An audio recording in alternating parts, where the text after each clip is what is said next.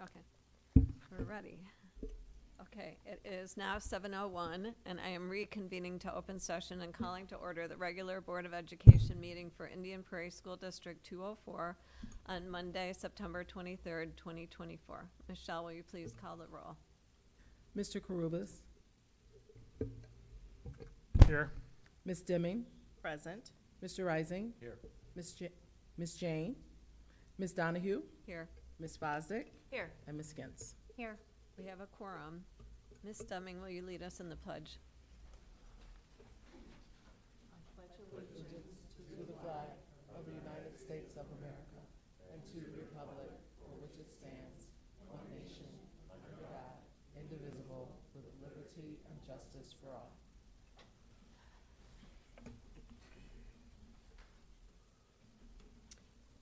The next regular board meeting will be held on Monday, October 7th. Tonight, we have one board salute. Ms. Deming. 2025 National Merit Semifinalists announced.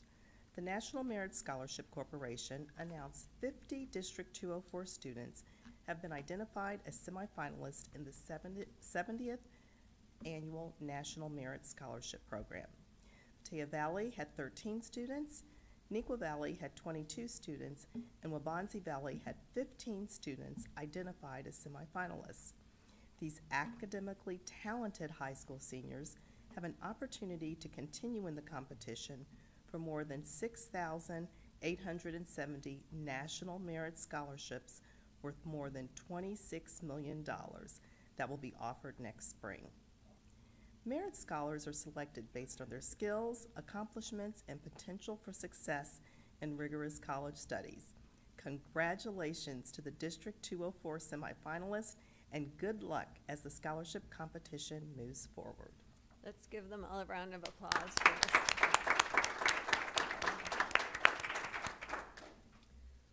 All right, next we have our student representative report by Ben Gula from Neuqua Valley High School. Welcome.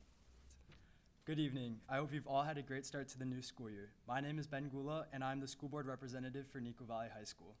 To start off the year strong, Neuqua held a variety of events to introduce freshmen to the Wildcat environment and culture. Freshman orientation was a success, allowing students to meet their fellow classmates and senior advisors. The same day, we hosted a Wildcat kickoff for students to participate in fun activities and listening to our marching Wildcats. Lastly, we held our annual club fair known as Frost Fest, which held over 70 community, competitive, and special interest student activities. Today was the start of Neuqua's homecoming week with a theme of Island Splash. Multiple fun events will take place during the week.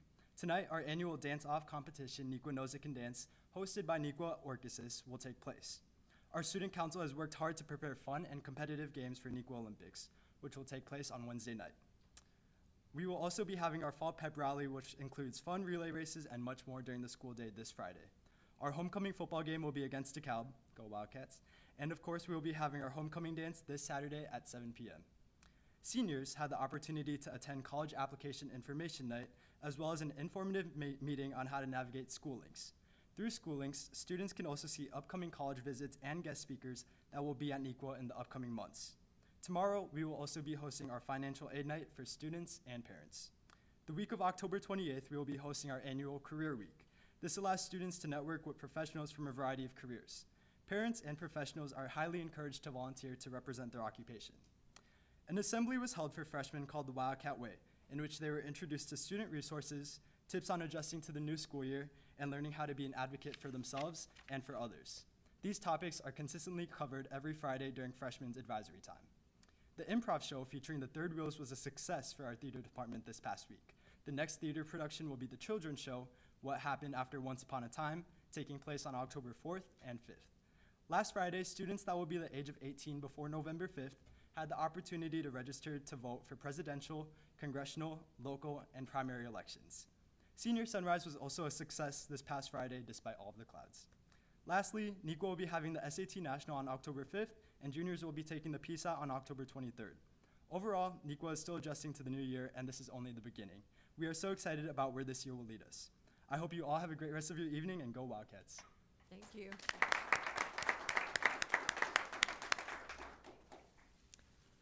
Okay, next we have our school spotlight, which last meeting we had our very first one. So this is the second one. It's from Fry Elementary, and it will be presented by Lori Hillman, Jeannie Garish, and Erin Mangale.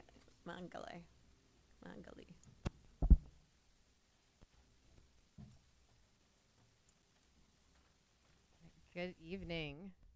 Last week I saw that Brookdale had the dream team, and so today we have the STEAM team. But good evening, members of the board and Dr. Talley. Fry is excited to be this week's school spotlight. I'm Lori Hillman, Fry principal. With me tonight, we have Mrs. Jeannie Gerdish, 5th grade teacher, and Mrs. Erin Mangeli, Project Arrow teacher. Our focus is tonight is to spotlight STEAM integration at Fry. We are highlighting events that take place at our school throughout the year, along with some culminating activities later in the year. We are proud of our efforts to integrate science, technology, engineering, art, and math into our programs. We're also proud to showcase a high level of collaboration between staff, students, the district, IPEF, the Fry PTA, and the greater community. The Fry Robotics program started in 2016 with the support of IPEF. Currently, our Fry VEX team consists of 30 4th and 5th graders who collaborate to design, build, and test their robots for the district competition. They also share their knowledge with younger students and families during the school science fair. Fry also has several other robots for younger students to have hands-on experience with coding. Some of their favorites are Dash and B-Bots. Classroom teachers have the opportunity to bring these into their classroom to connect with the curriculum and are also used in after-school programs. Introducing engineering through enrichment can be a fantastic way to spark creativity and critical thinking in young students. Students use teamwork and collaboration to analyze problems and to develop solutions. My favorite is the Breakout EDU. Students become active problem solvers using creativity and critical thinking skills to unlock clues and solve puzzles. These learning tools are used in the classroom and as part of a before-school morning breakout adventure. We have Math Club. It's open to the 5th grade students, meets weekly from October through March after school. We provide opportunities for children to engage in creative problem-solving activities while developing their ability to reason, to be logical, to be resourceful, and occasionally to be ingenious. We practice strategies collectively and collaboratively, as well as individually, to promote creative thinking. We participate in monthly Math Olympiad tournaments and ICTM, Illinois Council of Teachers of Math, competitions, and also Math Madness online events, team and individual. They love these. We hope to encourage other district schools to have a math club because we would love to do an inter-school math tournament for Math Olympiad. SAM Labs, this is something that we started 3 years ago at Fry. We piloted this program, and it has expanded to include all the K-5 classrooms as well as art and Project Arrow. SAM Labs helps students develop programming and engineering skills while using and honing 21st century skills. Hardware kits includes buttons, LED lights, DC motors, and Lego gear attachments. Students can use the SAM Studio app to pair the devices with software components and control them with drag and drop commands. So students can use the SAM Labs to model mastery of concepts learned in a variety of subject areas. These 5th graders led some kindergarten peer buddies in creating a winter project that they colored, coded, and lit up. So much fun. Some of these 5th grade students also participated in the end-of-year design showcase from SAM Labs. The theme was summer fun, and they had to create their own challenge and find a way to creatively solve it.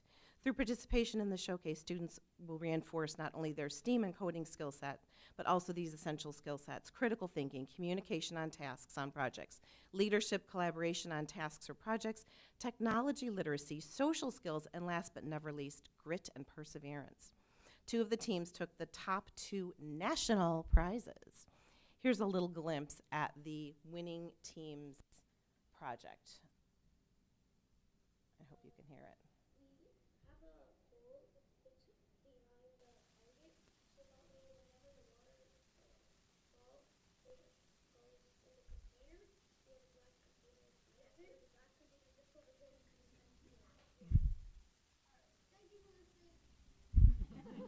It was a lot longer, but we saved you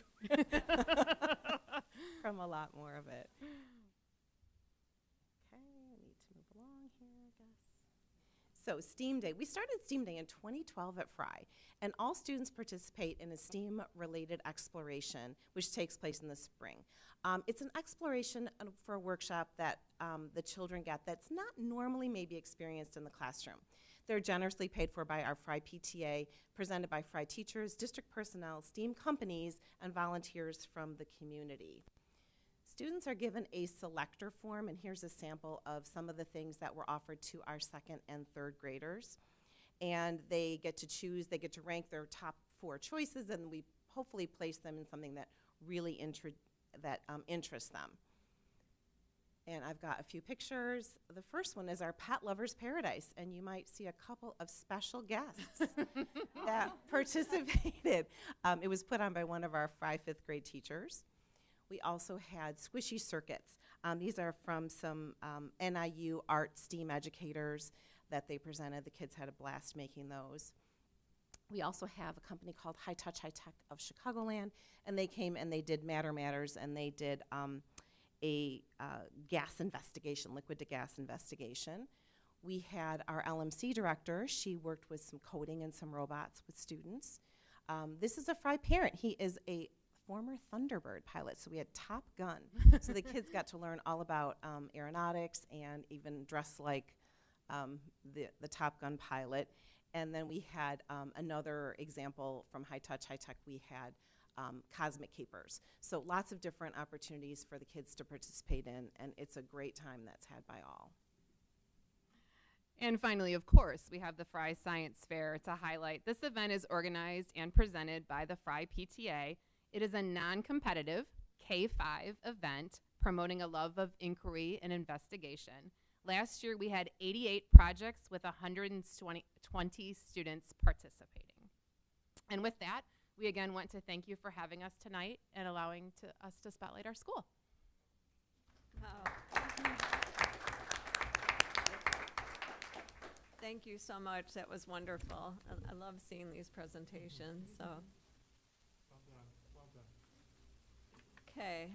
Next up, we have a very special piece of our agenda, and this is to swear and have our Student Advisory Board take an oath of office. And this is a culmination of a couple years of work, and we felt that the role that you have as ambassadors representing your schools is important, and we wanted to mimic what we have to do as board members. And so having an oath for you to take, we thought was very important. And I'm going to let Ms. Bosdick do the swearing in today because she was instrumental in putting this together for us. So thank you.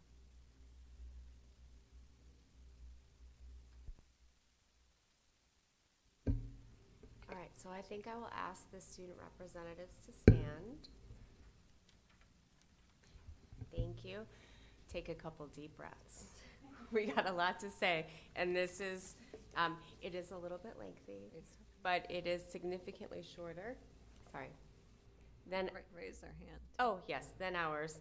But it gives you an idea of the importance of the responsibility you're taking on by representing your peers.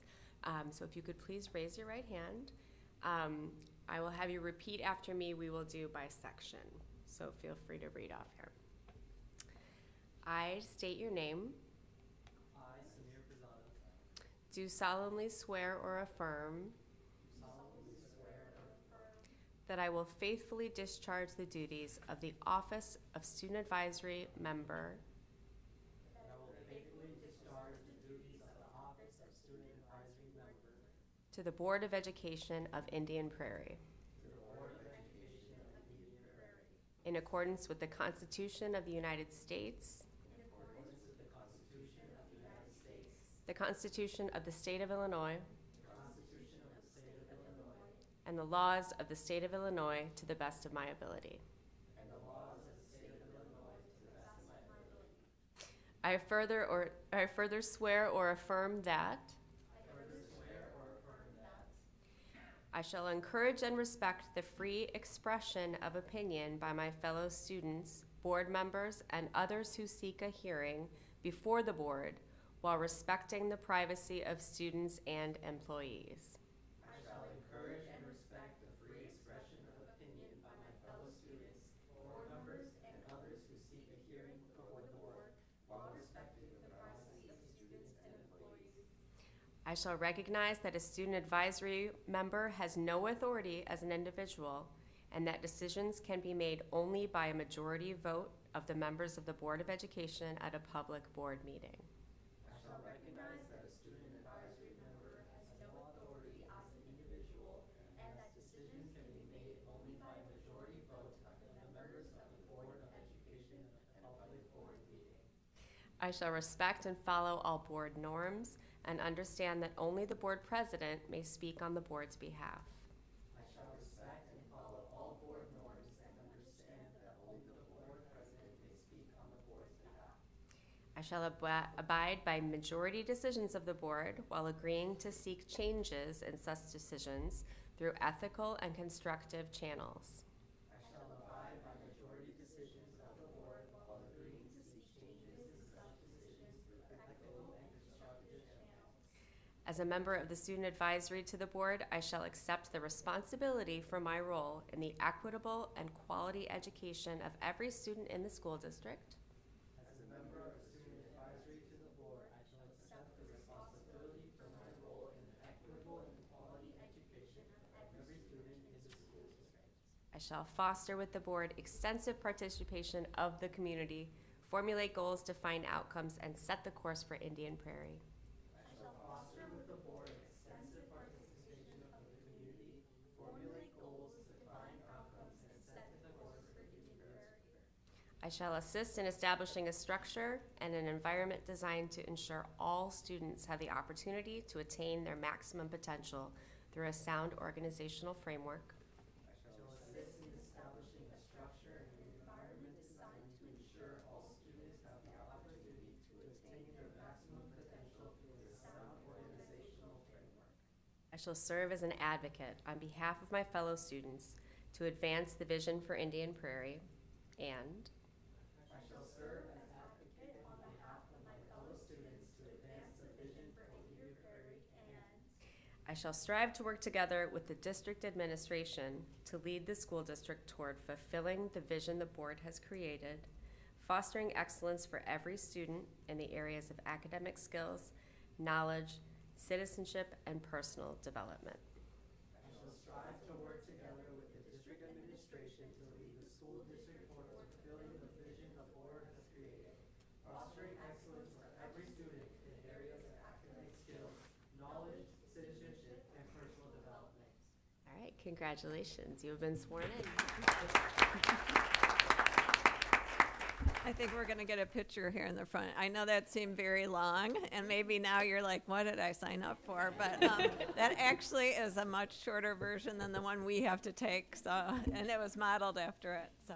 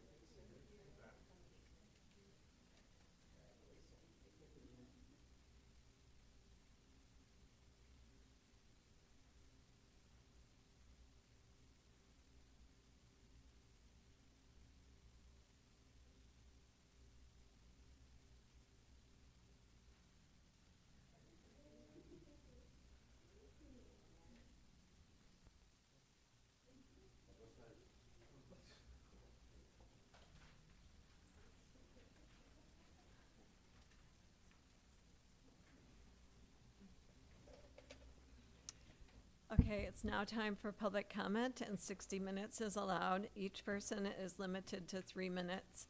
When addressing the board, we ask that you respect the confidentiality and safety of our students and school district personnel. We also ask that those addressing the board be cognizant that this is an open meeting and is available to all age groups, and as such, ask that you consider who the audience members are this evening and keep comments age appropriate. Public comment represents the voice and opinion of the speaker. There will be no feedback from the board members during the meeting, but follow-up will be provided by an administrator as appropriate. Although this is not required, it is helpful for the board to know whether the comments and concerns we hear are being raised by residents. So we ask that you state if you live in the district and if you currently have children in our schools. We have 2 speakers tonight.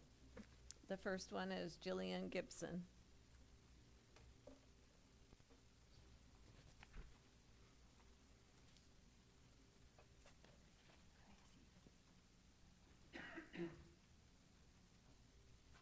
Hello,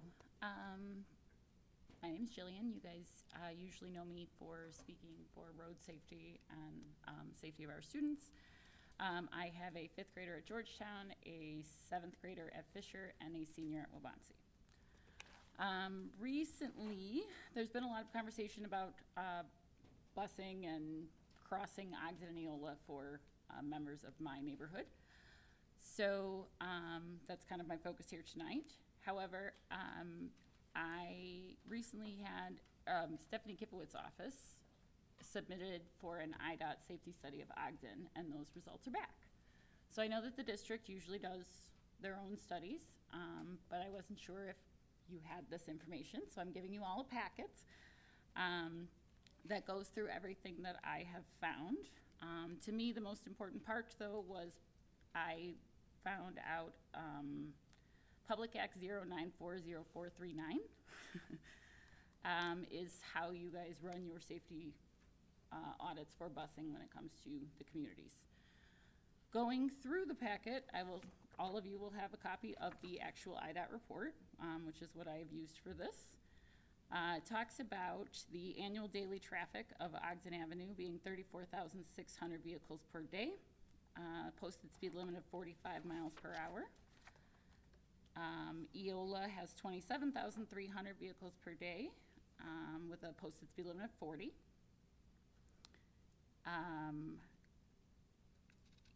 The IDOT report talks about how the intersection of Ogden and Eola is skewed such that the turning radius in the northwest and southeast corners is large and can be maneuvered at high speeds. Also that the crosswalks are between 137 feet and 150 feet long. Another page in here, I tried to highlight just stuff for you guys so that you didn't have to go through everything. But City of Aurora and State of Illinois are working on improving that intersection, but it's going to take a little bit of time. So I was trying to find out what we could do in the meantime to help this. So I found the school safety busing instructions and submitting of findings. In there, I found the one section that talks about crossing a major roadway and the point system that goes along with it. So grades 9 through 12 is 2 points. Traffic signals is 2 points. Speed of 45 miles per hour with greater than 1,500 cars per hour is 5 points. And the width of the roadway being 137 to 150 feet is another 2 points. That only gives us 11. However, the next spot, says 2 roadway crossings could occur at an intersection where the pupils are making right or left angle turns.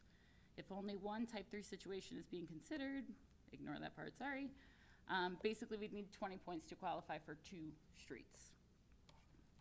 Between Ogden and Eola, if my calculations are right, and this is not, I'm not an engineer, I believe that maybe we should take another look with the new information given by IDOT. Ms. Donahue, the speaker's time has ended. Thank you so much. Thank you. The next speaker is Eric Havinga.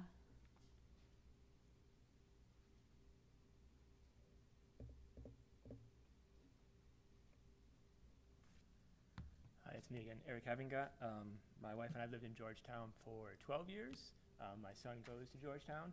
I taught at Georgetown for 7 years, but I'm currently teaching just down the road in 203. Been there for a few years now. I'm back again. I have an update this time. So last time I spoke about the removal of the native language speaking in the dual language program.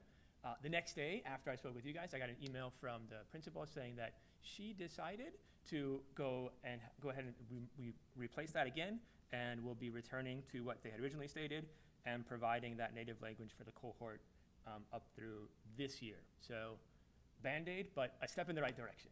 So that's that update. Before I go any further, just bottom line up front, I'm here to help.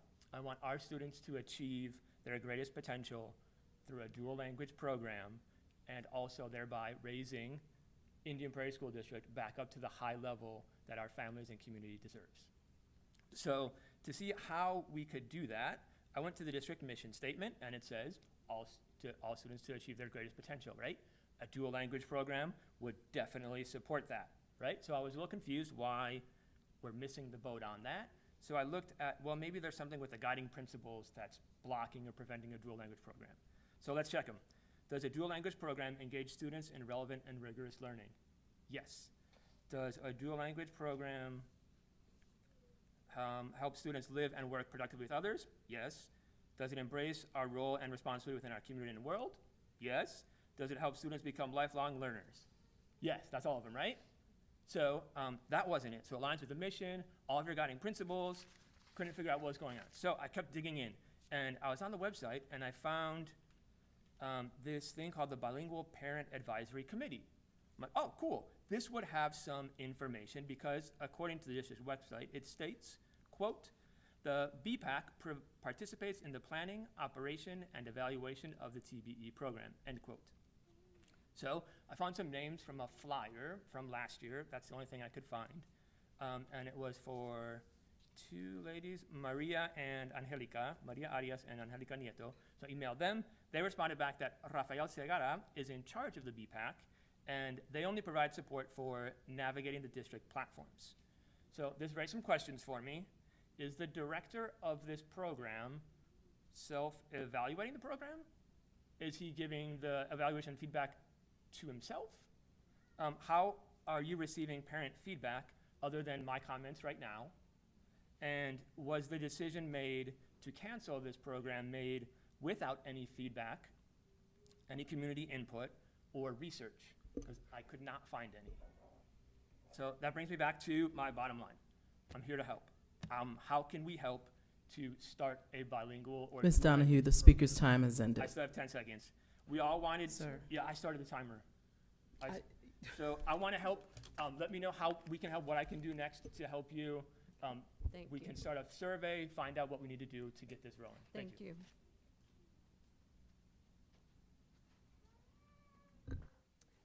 Okay, we are now on to our consent agenda and superintendent report. We will start with the superintendent report. Dr. Talley. Thank you, Ms. Donahue. Members of the Board of Education and the Indian Prairie community, I'm very happy to announce that Neuqua Valley High School is a National Blue Ribbon School. Earlier today, the Secretary of Education made the announcement of the 2024 Blue Ribbon Schools. The National Blue Ribbon School Program recognizes public and private elementary, middle, and high schools based on their overall academic excellence or their progress in closing achievement gaps among student groups. Neuqua Valley is being recognized for its overall academic excellence. This is the second time that the school has been recognized. Its first recognition took place in 2017. We applaud the hard work completed by the staff in applying for the award. It's a testament to the exemplary program provided to our students by the staff. It is also a testament to the work that the feeder schools have done in educating the students. The award is not celebrating one person or one moment in time. It is a celebration of all who have been involved and celebrates the work done over a period of time. Well done to all. Indian Prairie has had 5 other schools receive the Blue Ribbon Award over the years, to include Gregory in 2008, Crone 2009, Fry and White Eagle in 2012, and May Watts in 2015. I remind all parents to consider joining your school's PTA. PTA serve as great partners with schools in creating positive learning and opportunities for our children. PTA support our teachers and support our parents. Please make sure that if your child needs his or her vaccination, that you ensure that they have their shots. We are required by state law to make sure all students have their required vaccinations. Please check with your school nurse if you have any questions. And I also would like to recognize our Board of Education tonight. I want to inform all of you that our Board of Ed was recently awarded the Illinois Association of School Boards School Governance Recognition Award for 2024. The School Board Governance Recognition Program acknowledges school boards that learn and practice effective governance behaviors as identified in the Illinois Association of School Boards foundational principles of effective governance through participation in and support for board development programs and events. The primary focus of this program is on full board development and participation. Effective school boards understand that excellence in local school board governance requires full board commitment to obtaining the knowledge, skills, and abilities critical to good governance. Indian Prairie School Board was just one of 46 school boards receiving the award this year. Remember, there are over 800 school systems in our state. School districts were allowed to apply every 2 years, and our Board of Ed has received the award since 2014. Since 2014, when we won its first award, there are only 4 other school districts across the state that have won the award consecutively since then. So I applaud our school board for the great work that they have done in this governance award, and we'll get our medallion to add to the plaque that's outside, I think, after our III conference. Great job. So thank you for that, and I want to thank Ms. Fosdick for spearheading the application of our board to that recognition. It's quite a bit of work, and we really appreciate you pulling that together for us. So thank you. Well, all my board members too for their participation and actions as part of an active school board, and really do believe in the a need for us to continually improve and work together, and so it's great. So now we have I need a motion for our consent agenda items D through M.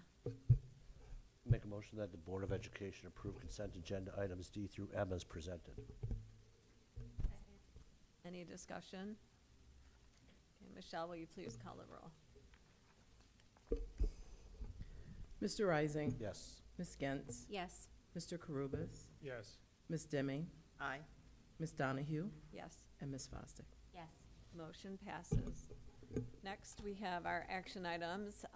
I need a motion to approve the 2025 Consortium of State School Boards Association, COSSBA, National Conference Expense Pre-Approval as presented. Make a motion that the Board of Education approve the 2025 Consortium of State School Board Associations National Conference Expense Pre-Approval as presented. A second? Any discussion? We will have Ms. Gentz attending in March, and again, this actually relates to the award we just got, that we're continually looking at growing our skills and seeing what's excellence in school board behavior. So, Michelle, will you please call the roll? Mr. Rising. Yes. Ms. Fosdick. Yes. Ms. Gentz. Abstain. Mr. Karubas. Yes. Ms. Deming. Ms. Donahue. Yes. The motion passes. Okay, our next up is a presentation from Dr. Trudy Ransom regarding the IPEF update.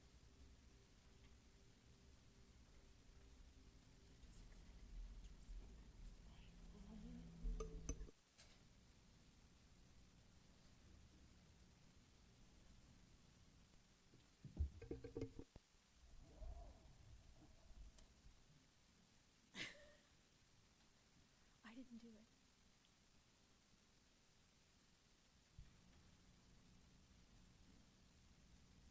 Good evening, and thank you so much for having me again.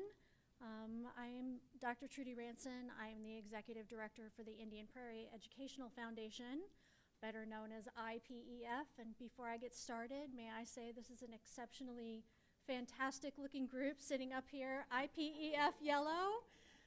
Team IPEF Yellow is definitely all of your color.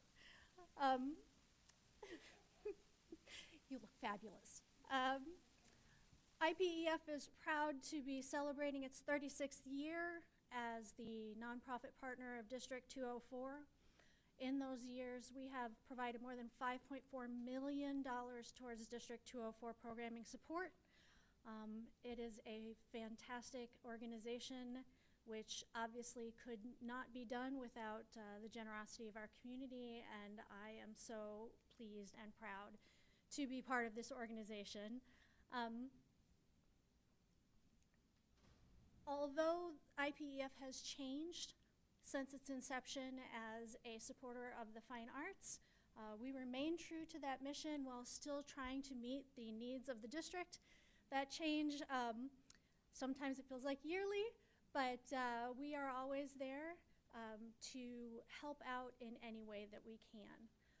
Tonight, I just wanted to take a quick opportunity to put some faces up so that you can see that it's not just me. Obviously, this is a huge job, and doing projects for 26,000 kids is more than one person can handle, but I do have this amazing team, and I would like you to meet my board of directors.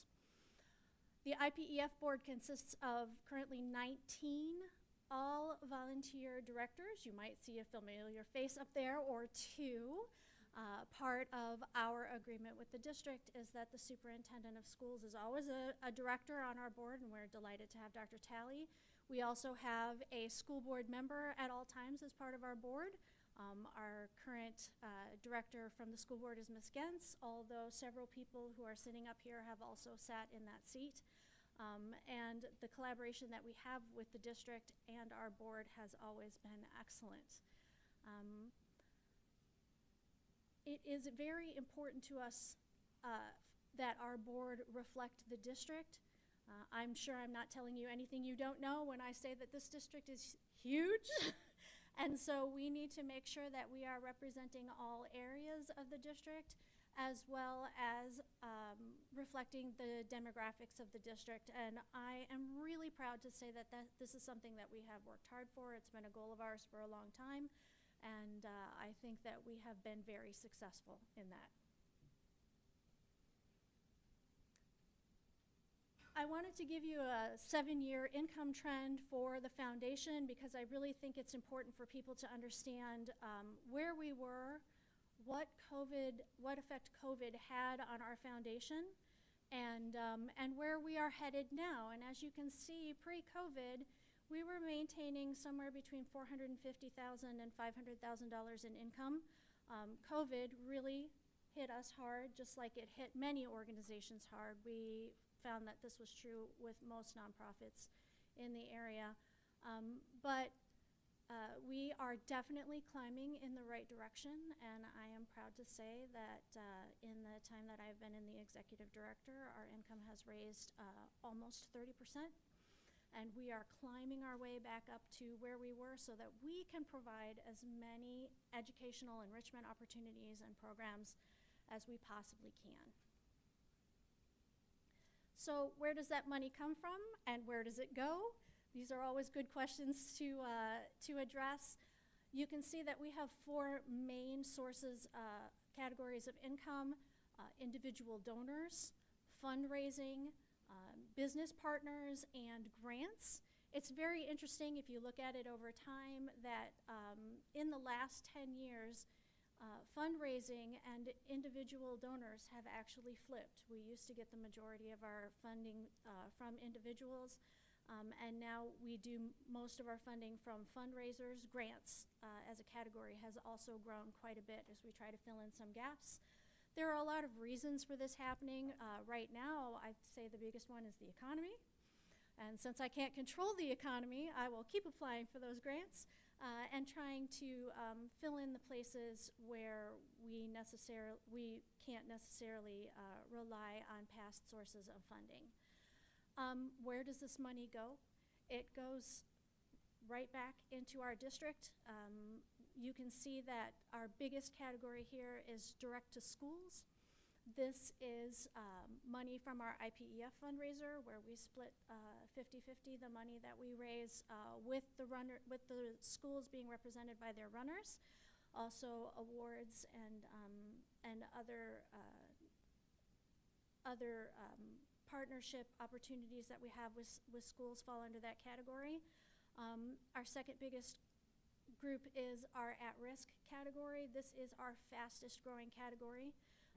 We spent more money as a program on our Kid Essentials program than we did any other program that we had last year, and we're going to talk a little bit about that in a couple of slides.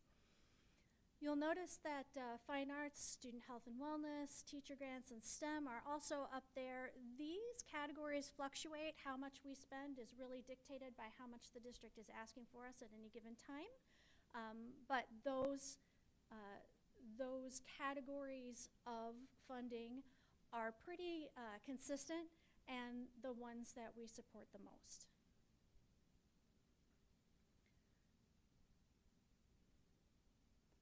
This year in the 24-25 school year, we are funding 14 different programs and enrichment opportunities here in the district. I have put up probably our biggest 7, and starting with winter holiday concerts.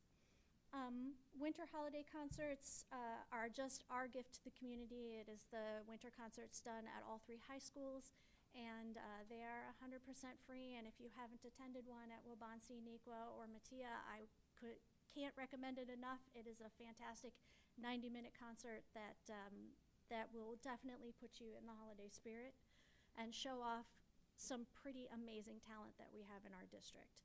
We also fund the Fine Arts Festival. It is our signature. It is our signature event. It is the largest event that District 204 puts on every year, and we are proud to have been sponsoring that since 1988.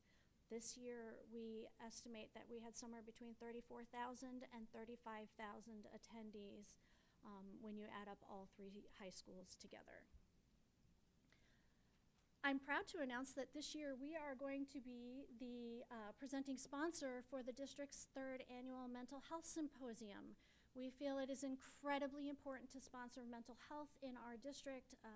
We have all seen how much more demand there has been for mental health support services, and we will be sponsoring the Mental Health Symposium mostly because we feel it's important not just to support the students, but to support the parents and the community, and this particular symposium is open and has resources available for all 3 of those groups. Right smack dab in the middle, I have put our Kid Essentials program. As I mentioned previously, it is our fastest growing program in the district. The Kid Essentials program does exactly what it says. It provides essential items and services for our low-income students. Last year, we spent over $42,000 in Kid Essentials, helped partly by a grant from the DuPage County. Since we started the Kid Essentials program, well, actually, in just the last 5 years alone, we have put over $190,000 into this program to help our most vulnerable students. So this is a big, important one, and I foresee it continuing to grow as we continue along these next few years. At the bottom is Valley Runway. Every student should be able to go to prom, and we feel that money should not be an issue for that. We help fund prom dresses and tuxedos for students who might have economic barriers to going to prom. And then Robotics Club, I was so excited to see our Fry Foxes showing off the little bit of their robotics program, because we do help fund all of the robotics clubs in the district. We funded the initial pilot in 2014 and have funded it every year since then. And if you have not had a chance to go to a robotics tournament, I would strongly recommend that one too. It's a fun time, and these kids can do some amazing things with programming and coding. And then finally, it's a heart screening year, and I am so excited about this because we only do this program every other year. It is a biennial program because it takes about 125 volunteers per school, and it costs $60,000 every time we do this. So it is a big program. We partner with Young Hearts for Life, and we bring cardiac screenings right into the school. I'm going to give you some stats on that here in a couple of slides, but we are so excited to be bringing this to District 204 once again this year. Obviously, we couldn't ignore the teachers and the staff because they are integral to what we do. We will once again be offering teacher innovation grants. That portal is open right now. We will be giving out $10,000 worth of grants this year. Already have a few applications. Those close October the 21st. And that picture up there right next to that is from an actual grant that we gave out last night to support a family math night. And it was extremely popular. And I'm so glad that we can help out in these types of ways. And then the Gifts of Gratitude program will reprise for a 4th year. And if you would like to express some gratitude to a teacher or staff member, this program happens in December. And then finally the A+ Awards, and they are back once again this year for our 11th year. We are giving out our first one tomorrow. Not telling you where we're going, but you will read all about it on social media tomorrow. I'm very excited about this particular teacher. She is a very deserving nominee.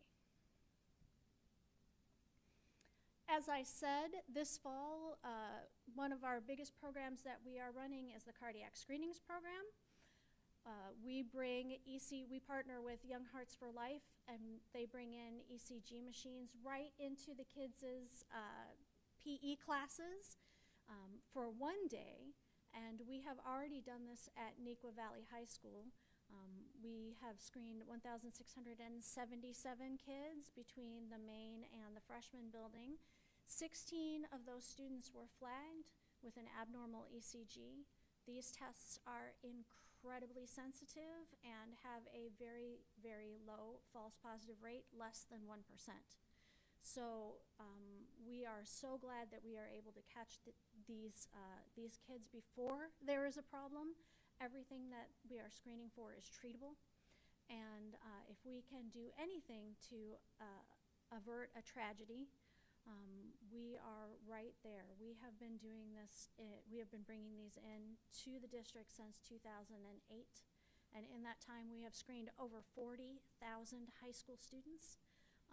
424 of those students were flagged with abnormal ECGs. Every time we do this program, we save lives. And I couldn't be more proud of the work that our volunteers do, that our board does, that Young Hearts for Life does on this program. I would like to say a special thank you to Endeavor Health and International Paper for helping us pay for this particular program. And a huge thank you to all of the volunteers. I just spoke to a whole room full of them this evening before I came here. Because tomorrow we are doing heart screenings at Waubonsee Valley. Over 60% of the students are registered to do heart screenings, and they do walk-ins. So parents, if you're out there and you're watching this, do say yes if your child calls and says, "Can I have a heart screening?" Because as a volunteer told me there, if that child goes through the process and the screening doesn't find anything, it is their lucky day. And if they go through the screening process and they discover that your child has an issue, it is their lucky day. And so let's get as many of our students screened as we can. Mattia Valley will be in the winter, so if in February you need something to make your heart feel good, consider volunteering for that particular program. And Team IPEF, we are in our 11th year as a charity running team. This is our largest fundraiser of the year, and it goes to pay for incredible programs like the cardiac screenings. This year we have 285 team members, which puts us approximately where we were last year, which is fantastic. And you can see that we have a really good breakdown between staff, parents, and community alumni and students. I'd like to say a special thank you to Jason Stipp of Waubonsee Valley, Christine Black of Prairie Children's Preschool, and Joanne Barstetta, a parent from Neuqua Valley. Those three amazing individuals have run all 11 years with Team IPEF. So thank you very much. And also thank you to all of you. Everybody who is sitting up here has participated with Team IPEF in the past and continues to support us, and we could not be more grateful. There are several ways that folks can support Team IPEF. Aside from donating, there are positions for aid stations. Mattia Valley High School does that with their cross-country team, which is great because by the time I get around to their station, I need a glass of water. And then we have spirit squads, which help cheer our team along. So if your school has a spirit squad, please consider volunteering. And then, of course, you can donate. Our minimum fundraising deadline is next week, Tuesday, October the 1st. 50% of all money raised by the runners goes directly back to the school they are running from. And do you have to run? Of course not. I'm not running this. I am walking this 5K. And I know several people who are going to be joining me in the Walker Club here. But over the last 10 years, we have raised over $1.2 million with this program. And keep in mind, half of that's going right back into the schools. So you know that that money is doing a lot of good directly for our students. So, how can you make a difference? Donate to a Team IPEF member. It's very simple. That's the beauty of having 285 people is if everybody brings in just a little bit, we can raise a lot of money and do a lot of amazing things for our district. Nominate a teacher or a staff member for the A+ award. Everyone who is nominated for the A+ award gets a copy of their nomination, so that teacher will see what you wrote. So if you just want to say wonderful things about a teacher and know that they're going to see that, we would really appreciate it, and trust me, so do they. And then volunteer to help at a heart screening. Like I said, Wabansi is tomorrow, but Mattia is going to be in February, and you're going to see the call out for that from the PTAs, from us, from the district. Please respond. We will need about 125 people to make that happen at Mattia Valley. If you would like to learn more about IPEF, the programs that we run, opportunities for volunteering, you can find all of that information on our website at ipef204.org. Thank you so much for having me. I love being the good news person. Does anybody have any questions for me tonight?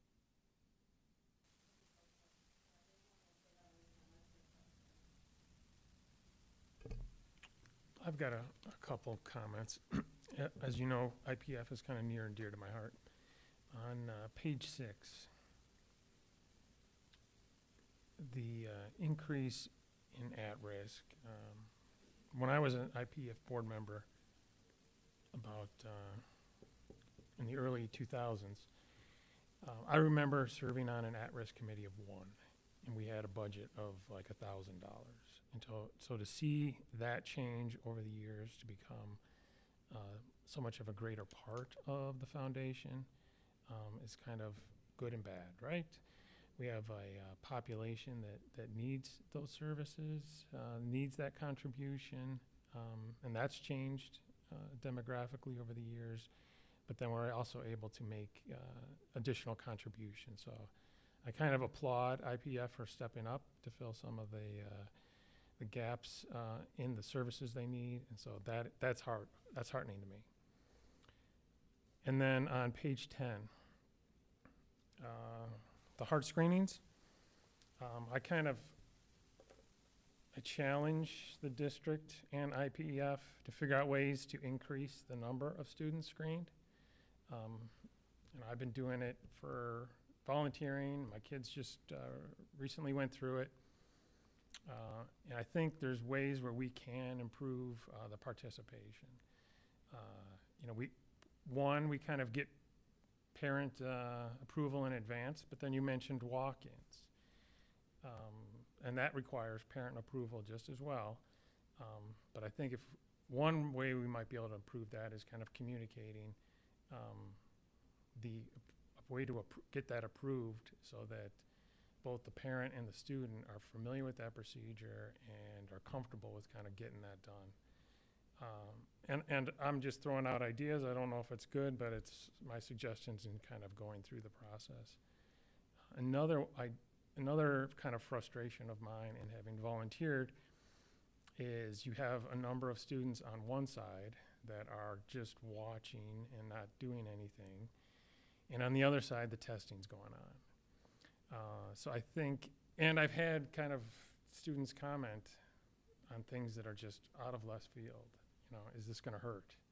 You know, am I gonna get scarred, or do I have to shave? And so all these questions that are just out of left field if you're familiar with the procedure. And so I think there's an opportunity for us to do more education of the students and parents, because they talk about, oh, I'm having some procedure done at school, and some immediate reaction is, oh no, we can't, you know, why are you doing this? I can't be doing this. We talk about the benefit, but then maybe we can do more about what the procedure is, and it's not invasive, and it's, so, you know, one idea is kind of trying to get that out to the parents, you know, maybe in some video form, and we used to have them some years ago. But then also kind of on a screen that the students have when they're sitting there looking at it, and maybe that sparks them saying, call mom or dad or my guardian to do this, because I know, I now have learned that it is not invasive and it's beneficial. So those are some ideas. I'm just spitballing, but I challenge both the district and the foundation to look at ways to increase the students' participation. So I 100% agree. I mean, I would love to see every child be screened. And I can assure you that all of these students are shown a video and explain the process during their PE classes before we do the heart screenings. Now, I have a high schooler, so I don't know how much of that information is getting back to the parents. Your mileage may vary depending on your high schooler. But yes, I think it's an excellent idea to, a video would be incredibly helpful to be able to put out for parents so that they could see that. But I can assure everyone who is watching that these are very non-invasive. We set up privacy booths if your child needs privacy. There's no scarring. It is a quick 5-minute, completely painless procedure that can save their life. And if we can get that message out to parents, we will see those numbers shoot up. I also think that because we had to skip a screening during COVID and we missed a whole group of people, and this is only our second screening since COVID, the numbers have gone up, which is fantastic. That is wonderful to see. And it is why we do these every other year, so that if a child misses this time, they have a second bite of the apple the next time. One of the things that I saw at NEQA, which I absolutely loved at the NEQA Freshman Center, was that a PE teacher at the beginning of every PE class during the screening got up, gave a little speech, talked a little bit about how this sudden cardiac arrest does affect students their age, tell them a little anecdote, and then strongly encourage them to, and tell them that it's painless, that it's not going to hurt, and then strongly encourage them to call their parents if they didn't already have permission. We screened over 85% of the freshman building that day. It is very effective. So I think programs like that are definitely something we should talk about.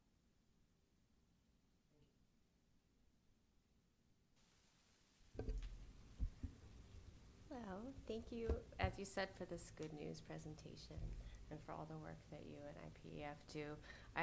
I just, as you were presenting this and reminding us of all of the wonderful things that IPEF does for our district, I went back to slide 8. And I think the best way to summarize what IPEF does is that you celebrate and care for our students, our staff, and our community. Each of these things does at least one of those, and sometimes both. And we're so grateful that you're able to do this with fundraising and supporting, particularly in a district that is underfunded technically. The resources that you provide for our students are immeasurable, and we're really grateful. Thank you. Thank you.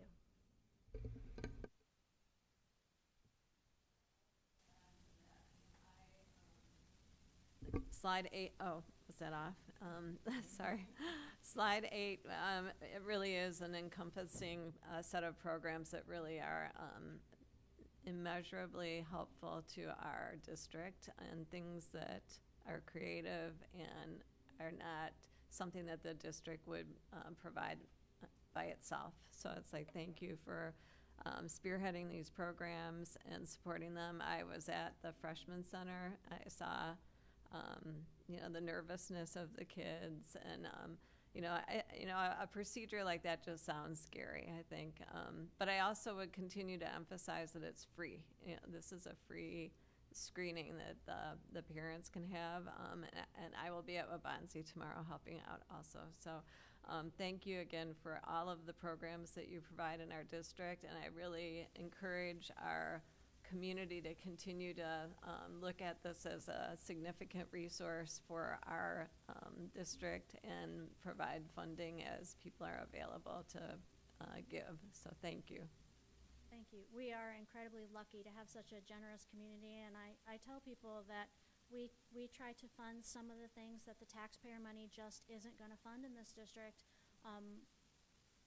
My kids have participated in quite a few of these and benefited from them, and it feels like if you start here in kindergarten and you leave in high school, that at some point IPEF will touch your student, whether you know it or not, and we do it 100% on donations, on the generosity of others, and with absolutely no taxpayer money. There is no taxes. We get no taxes, sadly, but it's really remarkable how generous everyone is. It's one of the best parts of my job when people come up and say, "How can I help?" Because we have an awful lot of good people in our community that really just want to do good. And please thank your board for all their work Thank you, too from yeah. us. Absolutely. All right, thank you very much.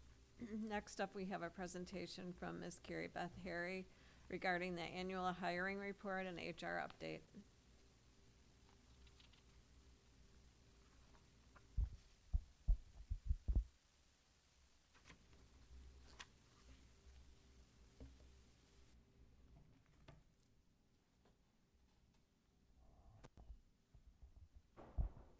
Good evening, board members, Dr. Talley, and community members. My name is Carrie Beth Harry, and I'm the Chief Human Resources Officer with the district. And I'm also equally excited to be a good news presenter tonight for you. And it's my pleasure to share with you our annual hiring report and HR updates. We share this information with you as it relates to board policies regarding employment and personnel, as well as strategic plan priority 2.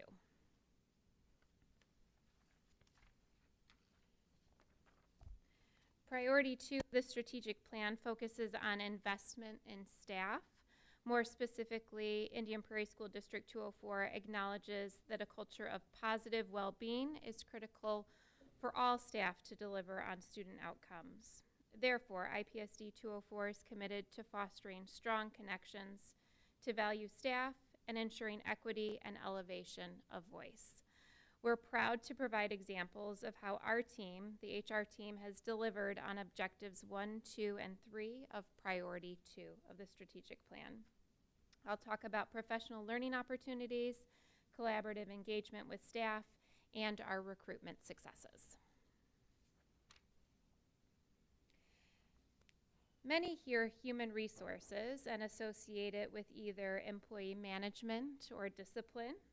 And while those are components of an HR structure, we want the board and community to know that we are much more robust than that. What's most important to us are the relationships we have with staff and administration. These relationships allow us to better serve the needs of the district.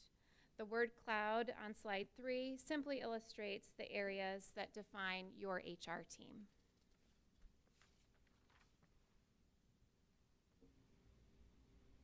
We've often said that our job is to hire the best and most qualified staff to achieve our mission. The chart illustrates the percentage of staff in each category of employee. The largest group is our licensed educators at 66%. Classified staff, which is made up of assistants and secretaries, at 26%. Non-bargaining staff made up of special education staff, including occupational therapists, physical therapists, nurses, as well as district staff and the HR, business, communication, and tech teams. So all of those combined are part of our non-bargaining staff, and that's at 6%. And administration at 2%. And I'd like to also note that this is significantly less percent of FTE of administration than our comparable districts. There's much to celebrate about our most recent recruiting season. So we welcomed 139 new educators in August during new teacher induction. Of that, 24 were IPSD 204 alumni. So that's 17.9% of our new hire class. This is up from 16.4% from last year. Of our 139 new educators, 27 were educators of color, which was 18.3% of our new hire class. Again, this is a 4.9% growth over last year. 72.1% of our new hires were hired before July, which means that we were out and in other at universities, at our job fairs, and out ahead hiring and offering contracts to staff well before the start of the real summer season on July 1st. 70.5% have 0 to 3 years of experience, and 65.2% are in the bachelor's lane. So again, very mindful of the district's budget. Of that 139 of our new staff, 73.0 or 54.8% were elementary new hires. 31.9 FTE were at the middle school level, 22.2 at the high school, and 6.0 were special education. So just to give some clarification, if I were an elementary special education teacher, that number is counted in the elementary number there at 73%. So the 6.0 FTE of special education staff refers to itinerant staff or district-based special education staff. We would like to recognize and acknowledge the educators who have returned to District 204. Additionally, we are proud that over 220 of our current licensed staff are 204 graduates. So again, 17.9% of our new hire class were 204 alumni. So congratulations to these staff members returning to the district. We're entering our 4th year of the Grow Your Own Teacher program. We're encouraged that 39 of our seniors in the program this last school year committed to continuing in the field of education at their college or university. They were recognized with their peers in April at one of our Grow Your Own observation days, and with you, the Board of Education, in May. The program provides authentic experiences for both our high school and middle school students. So I placed on the slide here some of the types of activities that each of those grade levels participate in. So at the high school, our Grow Your Own program provides 4 authentic observations, so 1 per quarter. This year we are providing an alumni panel at one of these observation events, which allows District 204 staff to come and talk to the students about their experiences post-high school. We'll be creating a professional development course for them, again, to give them an authentic experience of professional learning in their career, and then a career exploration experience, again, to give them some exposure to local colleges and universities that offer education programs, so some exposure to that. At the middle school level, we offer the Teachers of Tomorrow Club, which is an after-school activity. Within that program, They have done elementary read-alouds at their feeder schools, and our activity sponsors have created building-based activities for them to participate in. So the activities of our Grow Your Own Teacher program directly relate to Strategic Plan Objective 3, Strategy 1.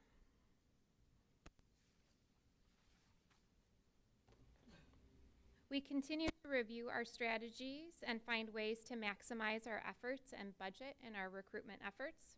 Over 64% of our brand new educators were hired from universities that we visited, and our brand exposure continues to grow at our out-of-state fairs. Apart from the stellar licensed new hire class that we brought in this year, we wanted to highlight 2 events this past year that were successful for our support staff. We've hosted TA job fairs in the past, and this year's was very successful. We brought in over 120 attendees and hired 45 from the event. We have many more who are still in the process of obtaining licensure so that they're eligible for employment. Similarly, we had an opportunity to showcase the district to a local community college offering a paraprofessional course, and we're able to hire a candidate from that program. While we still have openings, and I'm going to shamelessly plug that individuals watching can apply online through the district website, I'm very excited to share that and celebrate that we have a 92.2% fill rate for our teaching positions. So that's something to be very proud of, considering the struggles that we've had in the past in filling the positions, and just to give some perspective so that, you know, while we still are hiring, we've done a tremendous job in filling and supporting students in those roles. Our work in recruitment is only as successful as our work in retention. I'm excited to share that our overall retention rate for the district is 94.1%. Our teacher retention rate is 95.1%, which is up from 94.6 last year. The teacher retention rate versus the state is 95.1 compared to 90.2. So again, very strong. Our excellent teacher retention rate is 98.6. So again, very strong.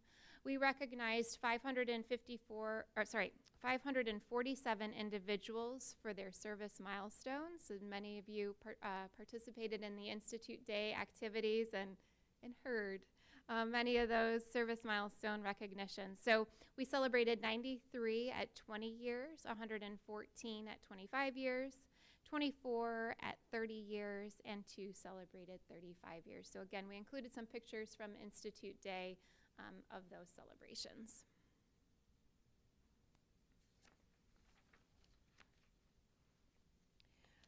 We continue to survey staff when they leave the district, and it's to hear why they're leaving and what we could do better.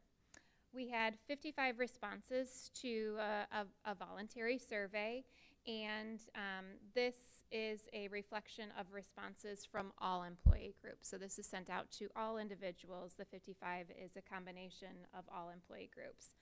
The feedback was overwhelmingly positive, and 83% of our respondents said they would recommend the district as an employer. So while they were sharing areas for improvement and growth, the feedback was overwhelmingly positive.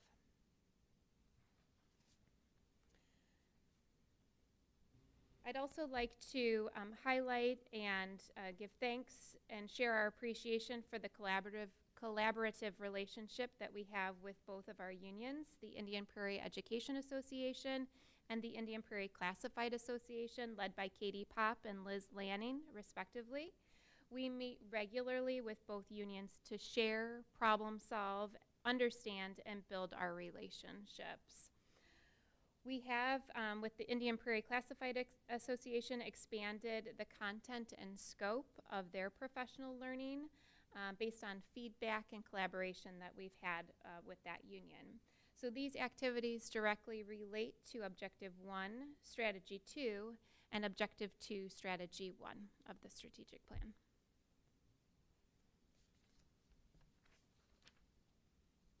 even more successes. The 23-24 school year was the second year of our HR in the Building initiative, and we increased our exposure of our team in the buildings by 50% this past year. Our theme for staff was time savers, so we came up with ways of saving time for them. Our main goal was, again, to build relationships with our staff. So this included one visit of our team to each school. This allowed staff to put a face with a name and have the opportunity to ask questions of our team members. We also dedicated 1 week to help 6 different elementary schools with their dismissals, supported supervision of 6 middle schools during lunch,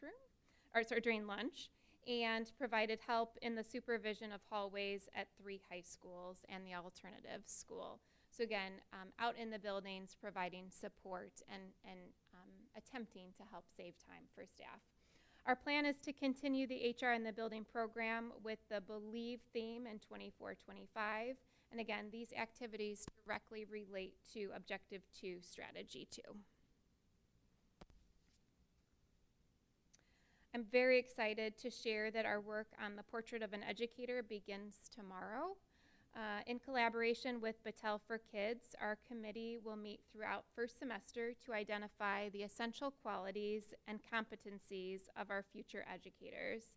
The committee is comprised of administrators, staff, community members, and students. The final product will serve as a guide and tool in our recruitment and retention processes. This again directly relates to Strategic Plan Objective 1, Strategy 2.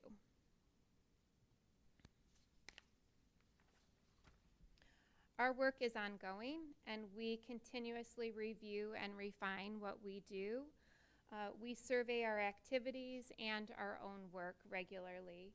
The Portrait of an Educator product will drive many of our recruitment and retention strategies for this year and beyond. So I'm very excited for that work to begin and see what that holds for us in the future. Any questions? All right. I'll let each board member see if we have any questions or comments. Start with Mr. Rising. Slide 5.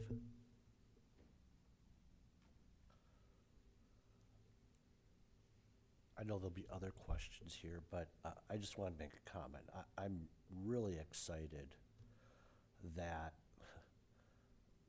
70% of these are 0 to 3 years of experience. And the reason I say that is because we have a lot of tenured teachers who are, nearing towards the end of their career. And to see us get this many new teachers and then can be mentored by, some of our tenured teachers, I'm just really excited about this. And also that there's so many teachers coming into the profession and we're getting them when they're coming out. So really excited about that. Slide 9.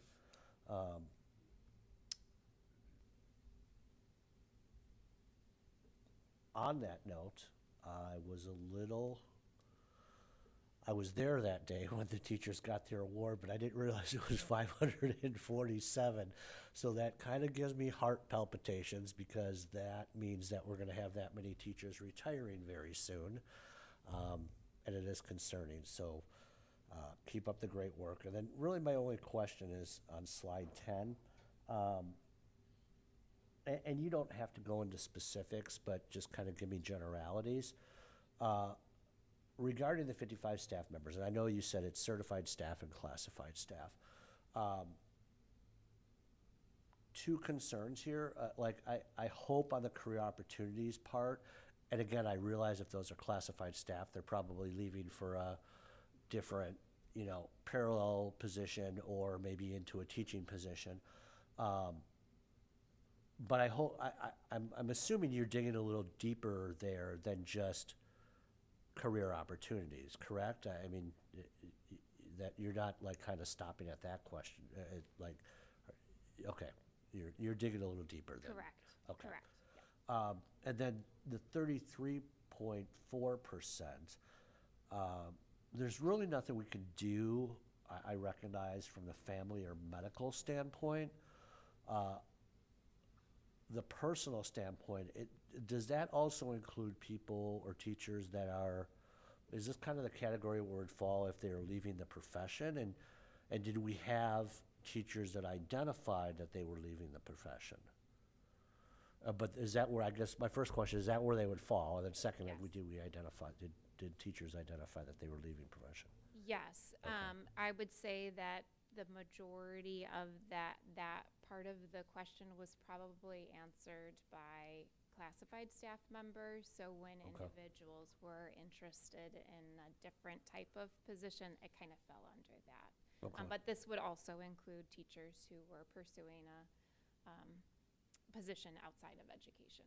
I mean, if other board members are interested in that, I might be interested in just kind of seeing if we're seeing any trends with teachers leaving the profession, because while I'm confident that we are still a destination district, and obviously we have great retention rates, but I just want to I kind of want to just see the numbers if we're seeing any trends of our staff leaving to leave the profession altogether, just because that is something that weighs on my mind that I think about frequently. So, but yeah, that's it. Thanks. Okay. Ms. Deming?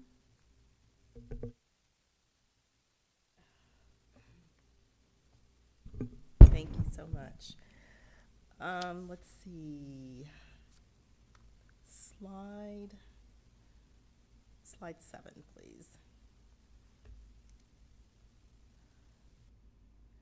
Just love to see the continued grow your own opportunities, and just really impressive. It'll be interesting to see what we have in 24, 25, but to see exponentially the number of students that are choosing to grow and go into education from 2 years ago to last year, and just extremely exciting.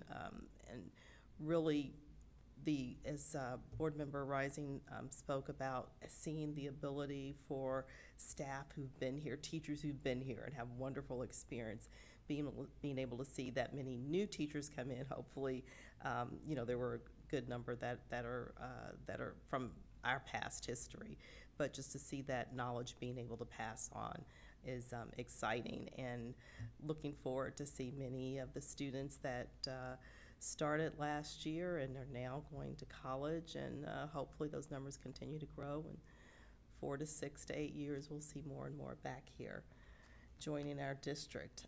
Let's see, slide 8. Just, nice job. I know we focused a lot on our teachers here, but as we've talked about recruitment and the opportunity, here you talk about TA positions and that percentage. And I just look overall, even across the board, even on other areas that impact us so much. We've seemed to have done a really, really good job. We didn't talk about it here, but even our bus, our transportation, just extremely nice job that we've been able to do across the district in areas where, from the pandemic to the year after, we were really, really hurting. And so great job in seeing those positions that definitely impact students and across the board, that we've really been able to do a nice job in seeing those percentages come up. So thank you so much on that. What was the other? Oh, slide 13.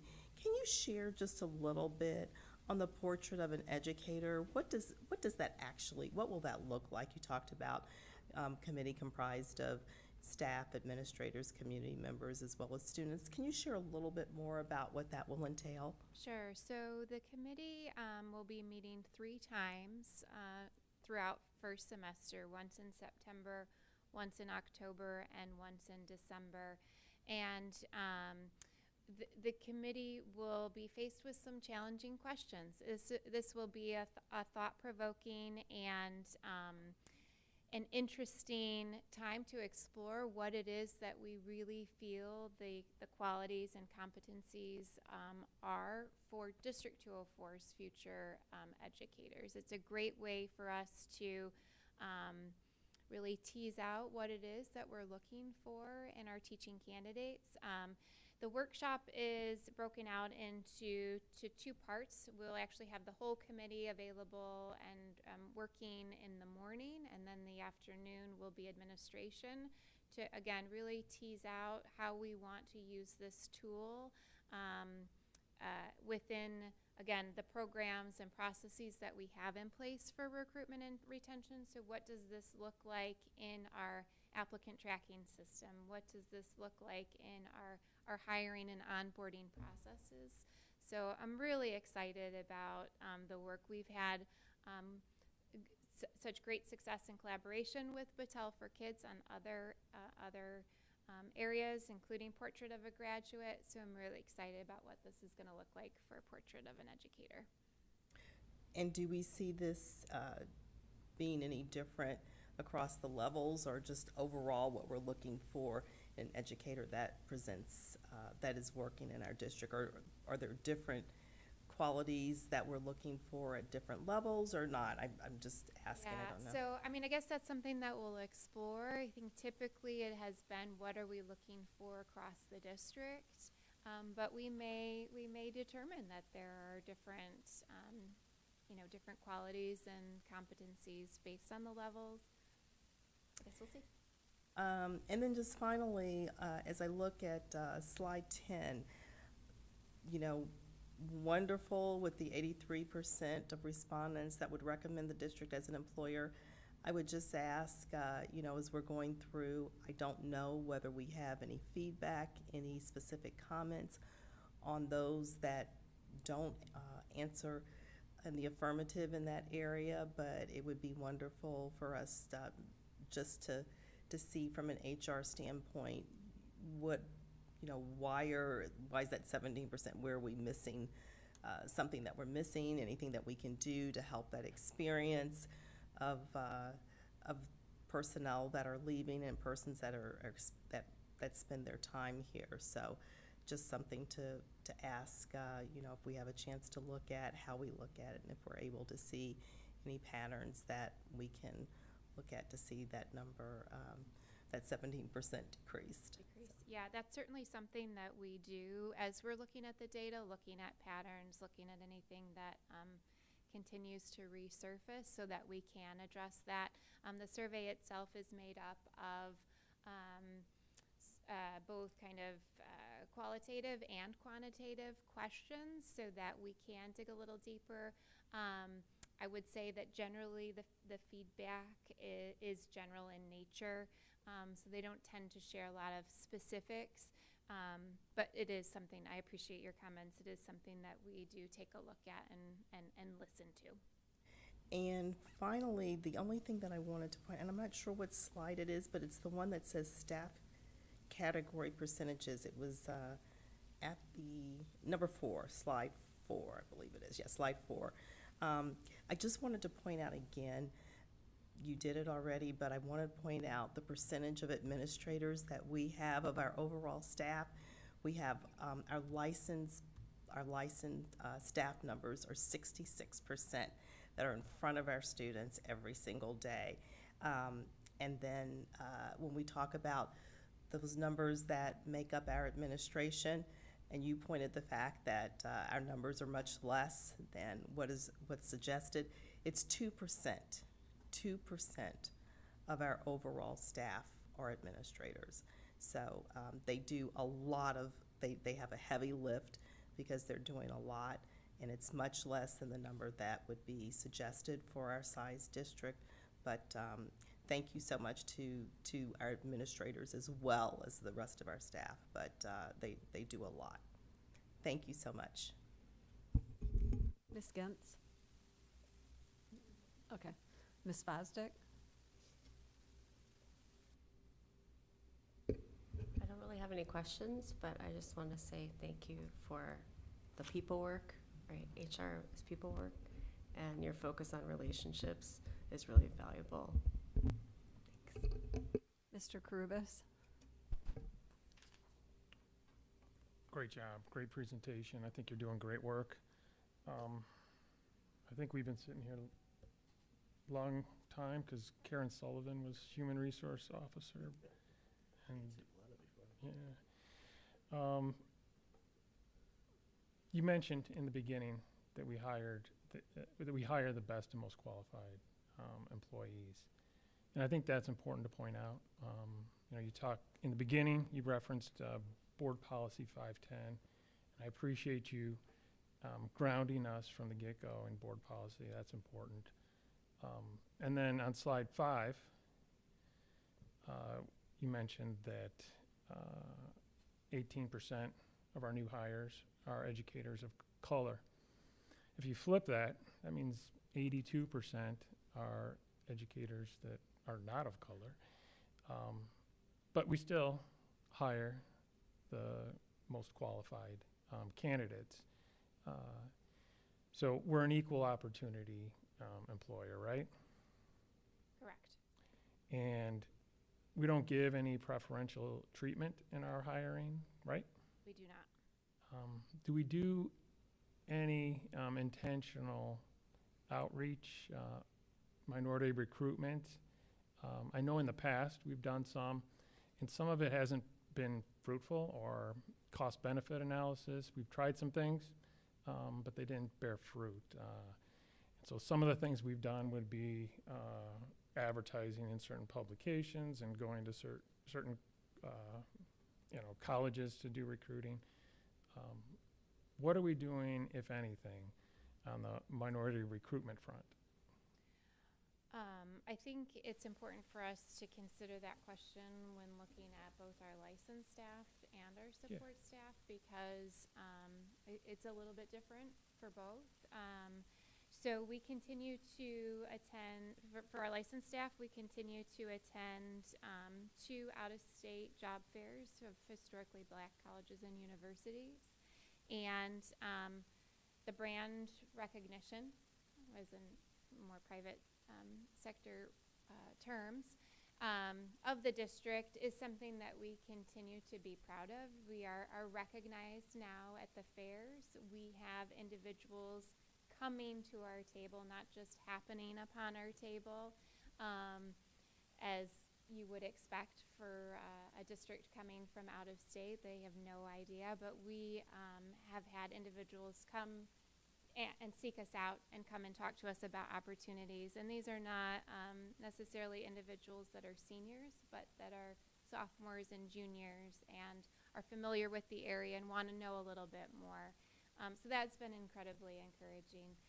When we talk about our support staff, again, we have done a lot to encourage and embrace the community in our in the hiring of support staff, and have found great success.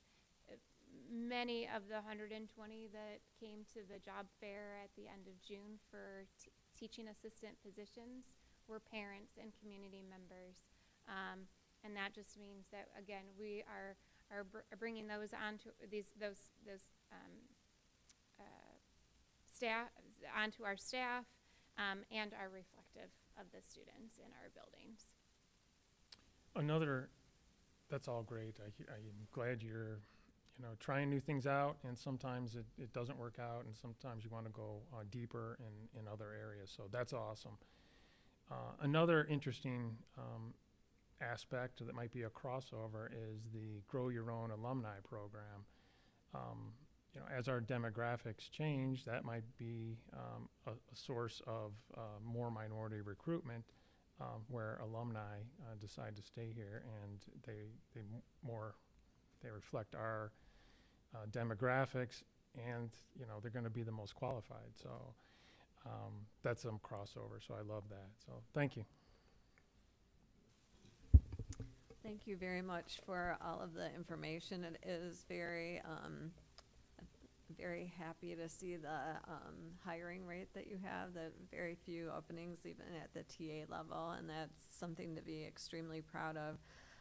When you look at the number of alumni that are back in our district that we've hired, and you also look at the retention rate, both of those say we're doing a lot of really good things, because people wouldn't want to come back to somewhere where they had a bad experience or, weren't supported and nurtured. So it's like very thrilling to me to see those numbers come through. And I also think the program that you had talked about, HR in the buildings, is something very unique, and I think a great strategy, because HR does have a reputation for being the hiring, firing group, and they're in their ivory tower coming up with their policies or whatever, and it is really refreshing to hear about you spending, your team spending time in the schools and doing such interesting tasks like lunchroom at the middle school or whatever. I'm sure you get quite a slice of experience with that kind of thing. So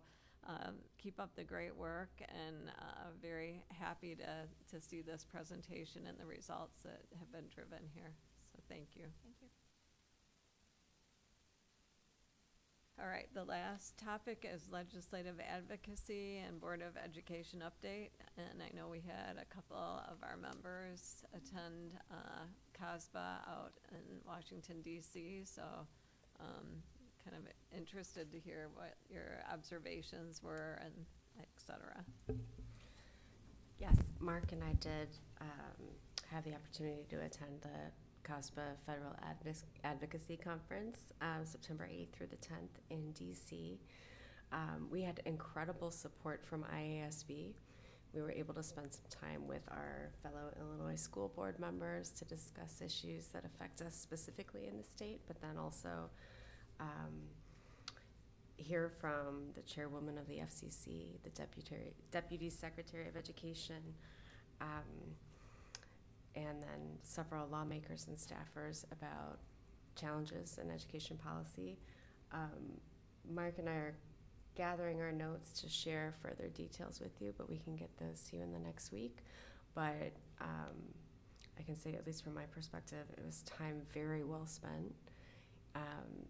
And it really was powerful to be able to get in front of our legislators and tell our district story, tell individual stories about how policy really affects us at the day-to-day level locally. Do you have anything to add, Mr. Rising? No, I mean, it was it was different because we've attended state conferences or national conferences, and it's good to see what other school districts are doing or lend our advice, because we've been through a lot of these things. But to focus on policy and lawmaking and things that are affecting public education, not only in our state but other states, and then hearing from the lawmakers, as Allison had mentioned, and demographers and Pew Research people, and then applying all that and going to talk on the second day actually on Capitol Hill to legislators. It was really impactful, and I think if there's still opportunities in the future, I would encourage us to send board members, because it was very, because we've talked about ourselves even advocating more, and I would love for us to do something like that down in Springfield and consider doing it. I know Len does stuff for us and Luda does stuff for us, but there's nothing prohibiting us from going and talking to some of our legislators in their offices when they're in session, if legislation is discussing public education issues, to meet them where they're at. Yeah, it was great, and we'll pull everything together for everybody, and we've got a lot of the presentations and things like that too. Yeah, it's the first time we've had the opportunity to attend that, and it sounds like it was very well coordinated and organized, so that there was impactful speakers and important meetings with different legislators. So I really am grateful for the group for organizing that, but also for you to attend it. So thank you. President Donahue, can I make a comment, please? I wanted to add my appreciation, because many of us, whether you've been in the corporate arena, not-for-profit arena, advocacy from almost every industry association takes that time to do advocacy in Washington and in the state. And my particular community college, while it's not part of my purview, I see the benefit each and every year that the Board of Trustees and our legislative personnel come back, because what you did and if we, have the opportunity to continue to do that, they'll get to know us. And we do a good job working with the legislators, when they're here, but taking that opportunity to go can just continue to make a huge difference. So thank you so much, and I echo that support for us to continue as those opportunities continue to come up each year on the public education side, for us to take advantage of it, because I think it's extremely important. Thank you. And then also in the next week, I'll be sending everybody, I'm on that small little advisory group of IASB that advises ISB. And it's just dialogue, open dialogue that takes place, but there was some things that took place in that meeting, and I took notes, and I'll put those on paper and email them to people as well. One of the big things is, I think, which I'm sure Dr. Talley knows about this, but all the information on the ACT has been all finally released for districts and things like that. So, but the other important thing that is in those notes is some of the work that they're doing on proficiency and continuing to do. So that's very encouraging, and they're creating working groups and things like that. So I'll send that to everybody as well. Okay, thank you. I need a motion to adjourn. Motion to adjourn. Is there a second? I know you want to stay here tonight. Second. Okay, all in favor?